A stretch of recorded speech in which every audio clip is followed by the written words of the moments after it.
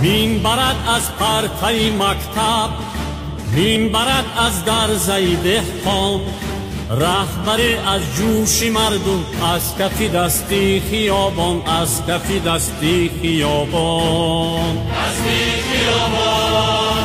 مین برد از پرتای مکتب، مین برد از درزای دهقان، رهبر از جوش مردم، از کف دستی خیابان، از کف دستی خیابان.